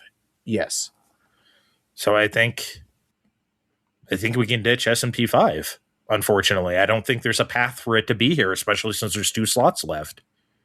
Unless Steve wants to come and cape up for me here, she's not going to do. I think it's unfortunate too. I'm starting to feel like I'm drowning children too at this point. Yeah, it's just We assumed that this was going to turn into a vicious fight, and everybody is just sitting here feeling fucking horrible about like yeah, I feel sad. the decisions we are making. I realize SMT5 is drowning, and there's nothing I can do about it. Not only is it sad for the games I think should be there, I like legitimately feel bad when you guys feel so strongly to be like, no, I think something deserves it more. I'm going to cross out SMT5. There's not a path through that here. I'm going to tell you right now, I'm not caping up for Arceus. I know you guys played it and you liked it. I'm not putting, that is now the worst game on this list. I would put Three Houses Smash or Clubhouse over Arceus for sure. So I'm going to cape for that the least of what's on our maybe pile. So we could put that away. I agree. And I also think it's interesting that we haven't, like, out of everything in the maybe pile, we haven't, like, dug into Clubhouse, because I do think it's a legitimate contender. Here's what I'm thinking right now. How about we do it this way? We have 3 games left on the maybe pile. We have 2 slots. Let's everyone say the 2 things. I'm going to pick Three Houses and Clubhouse. What would you say, Steve, if it were up to you? This is tougher than I thought, but I'm going to say Three Houses Smash. Okay. Which I mean puts it squarely back into a 3-way tie. I want to say Clubhouse and Smash. That being said, I think if it came down to me and I had to be the tiebreaker, I would accept bumping Clubhouse for Three Houses. And I don't know. Like, I mean, I think Clubhouse Games is awesome. I don't know that I believe it is a better game in the grand scheme of things without knowing than Three Houses. I think I'm having a hard time discounting Three Houses despite not being interested in playing it, and that says something.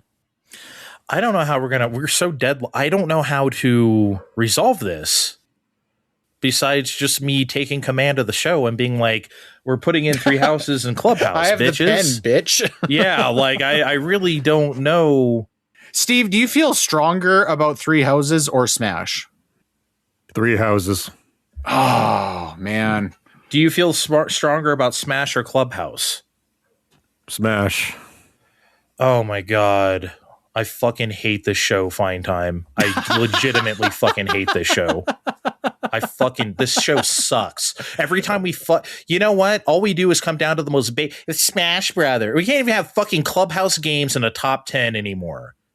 You know what? I don't think I feel so strongly about Smash that I would like radically dispute Clubhouse and Three Houses being the final 2. That's what okay. Fine. We've been here for a while. I will do the pissy thing you guys do sometimes and give me, even though you are wrong, Three Houses and Clubhouse. Hey, you know how much it took out of me to put NES on the top 10 consoles, and I did not want to do that, if you guys remember. I was pretty pissed. We put it over 360. We put it over. Yes, I'm using previous experiences to to cater to this one. Okay. So that's the list then. I can't believe we let Smash down. Hey, you know what? That's gonna be the legacy of this list. Okay, whoever listens to the show in the future, they'll be like, "What the fuck are these guys on? They didn't have Smash and they put Clubhouse games." So Smash was on my list. Everyone should know that. We're gonna lock him in. Fire Emblem Three Houses and Clubhouse games. So let's reiterate the final list real quick. Of course. Okay, here's our top 10 Switch games of all time. Tears of the Kingdom, Super Mario Odyssey, Metroid Dread, Super Mario Maker 2, Animal Crossing New Horizons, Splatoon 2, Kirby and the Forgotten Land, Breath of the Wild, Fire Emblem Three Houses, and Clubhouse Games 51 something something.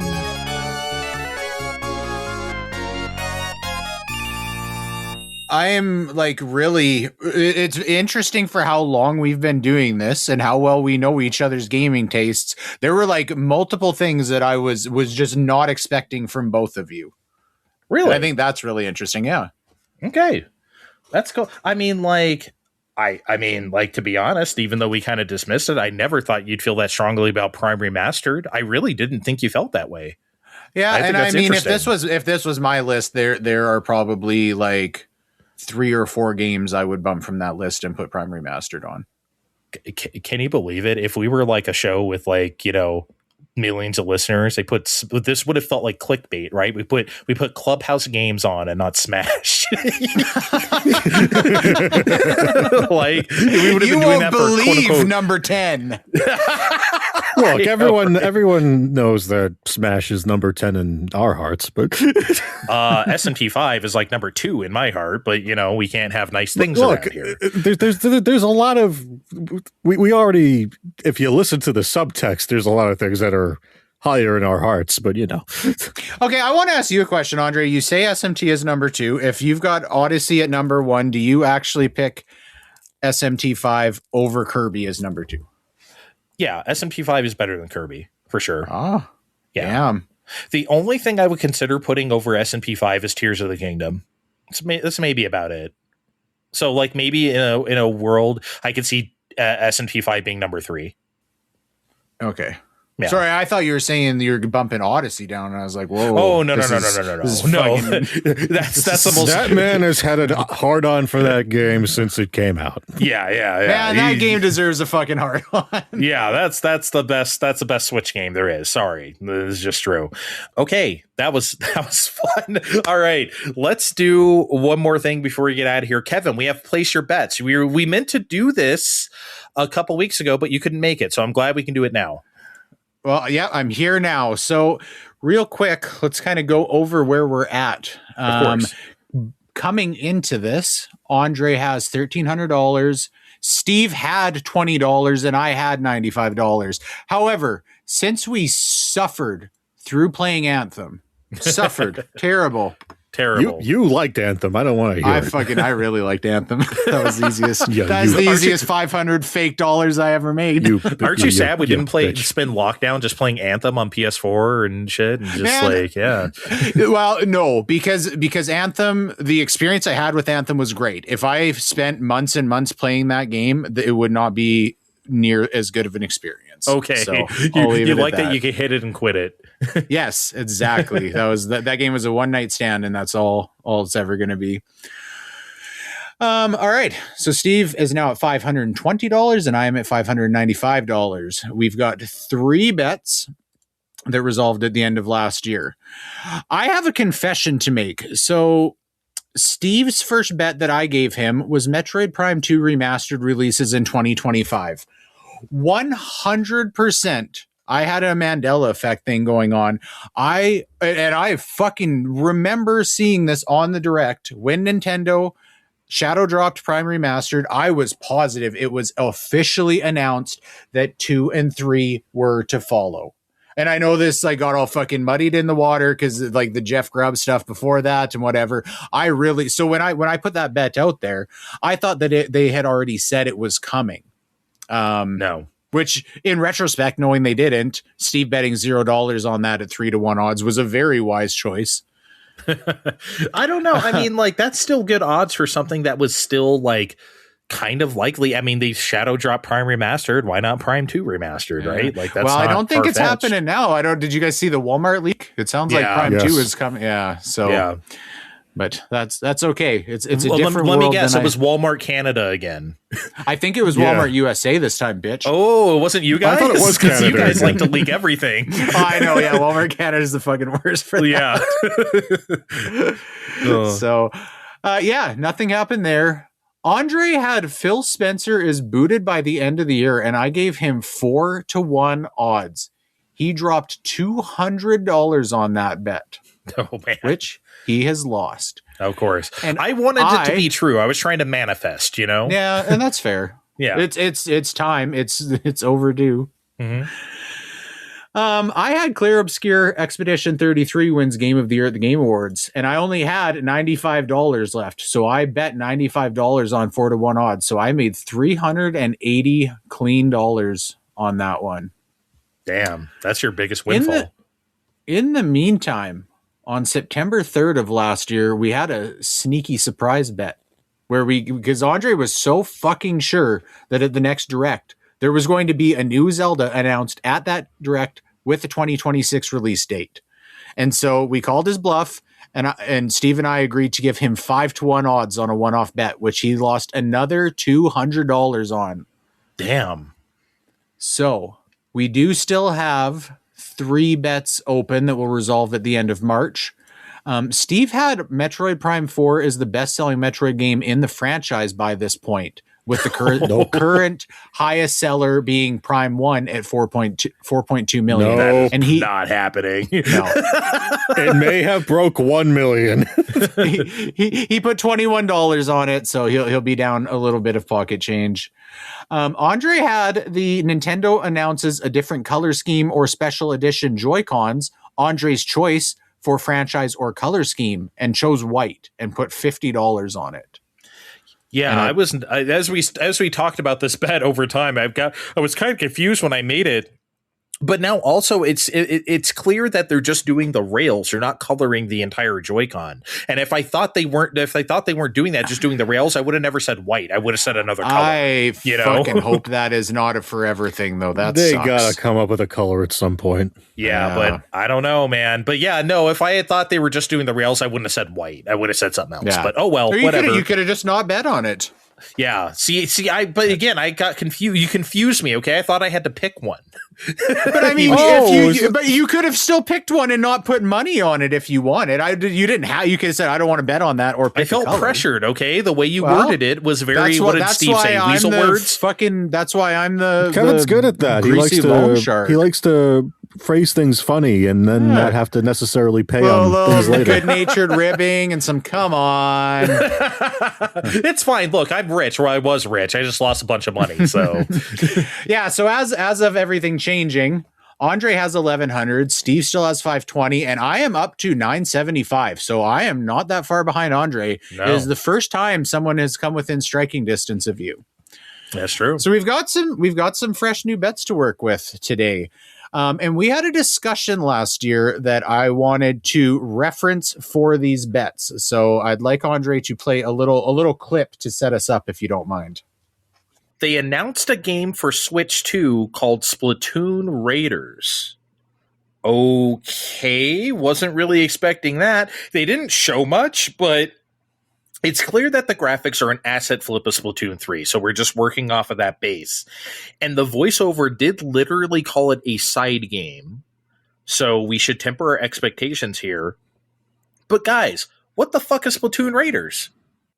Okay, before we started making any assumptions, all 3 of us agreed that this was a 2025 game. Which we were wrong about. Did we? Okay, I don't remember. We didn't make bets on it, so who cares? No, we didn't make bets on it, but we did all agree that we thought it was coming that year. So I wanted to give us each a chance to redeem ourselves. So I would like to hear what Steve said he thought was going to happen with Splatoon Raiders. Based on what we've seen, it's probably going to be a roguelike. I know that we just did a roguelike in Side Order, which was the meat of the DLC in Splatoon 3, which, I gave a glowing review to last year, even though I don't like anything. But, I would say that's the fastest way to have a single-player asset flip in the year of our Lord 2025, early 2026. I hate when I laugh when we play clips. I laugh at our own show. We're funny, goddammit. Yeah, it's a great show. I don't know if the audience knows that when we did our worst takes of the year, I was laughing my ass off while listening to those. They were so funny. All right, but yeah, roguelike. Yeah. So and because I pick the odds for each of you, because you made these guesses with no pressure under your own agency, I'm going to give you each 2-1 odds. So Steve, 2-1 odds that Splatoon Raiders is a roguelike. You got $500 and some to play with now. I'm considering that $21 gone. Big. Just rub your fingers together. Feels good. Come on. You throw that money around like a drunk stripper in Vegas. The last time I did that, I had to play Anthem. So let's just throw $50 on it. Oh man. But if you think it's going to be because you're only going to make $100. That's fine. I'm just saying. I haven't won any bet yet, so let's just throw $50 on it. Kevin loves to spend our money. You should work at the casino with me, man. You'd be real. There was I'm a shady bitch. There was one bet I should have won, but then you all decided I didn't win. So what was I got to be careful with. What was that? The one where Tommy Tallarico has a scandal, and then you decided him selling his house wasn't a scandal. No, that was not a scandal. That was not a scandal. Come on. If I feel like that also happened outside of the bet agreed time frame, but I might be wrong that about happened that. during.